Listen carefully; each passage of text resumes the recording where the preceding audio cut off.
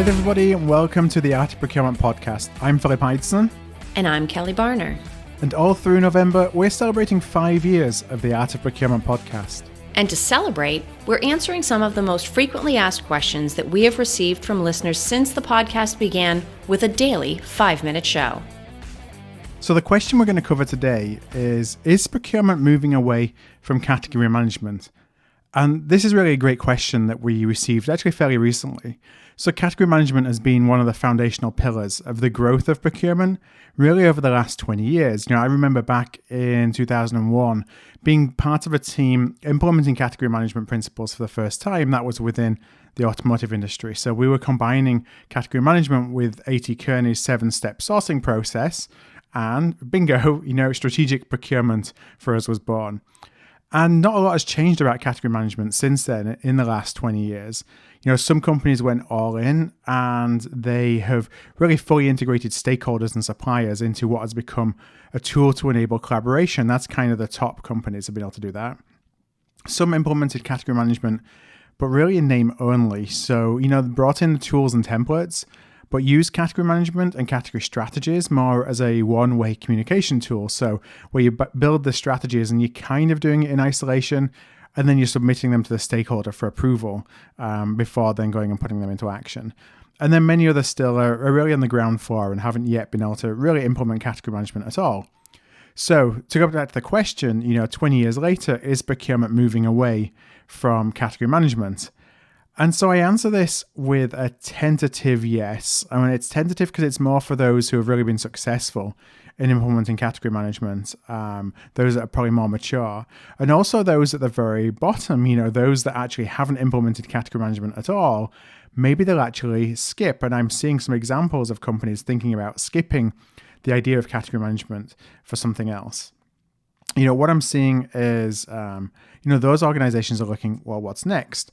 And so for them, what's next is actually to build a procurement capability that operates like a service provider or an internal consulting group. And that's something we've been talking about now on the podcast for a couple of years.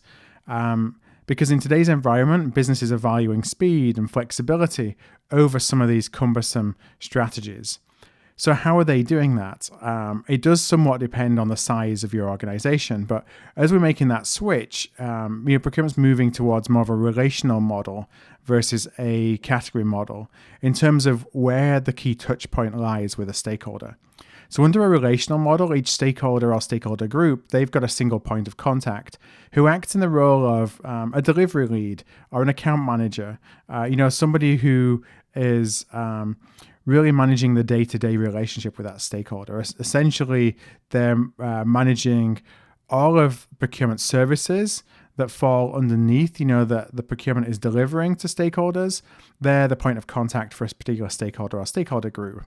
So they understand the needs of the stakeholders. And then they're bringing in the right experts at the right time. And that can either be from an internal or an external pool of resource to help strategize around the category and then to execute any sourcing.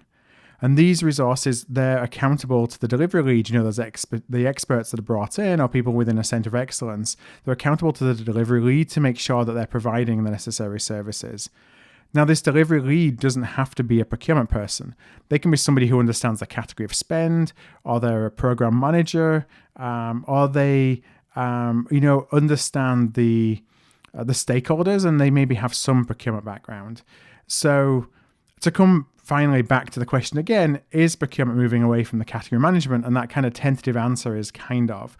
So the fundamentals of category management, they're going to remain a key element of developing spend management strategies, but that interface between stakeholder and procurement is changing to a model where a relational delivery lead is somebody who's a key point of contact, somebody that's architecting solutions that are specific for that stakeholder based on the capability of the procurement team behind them.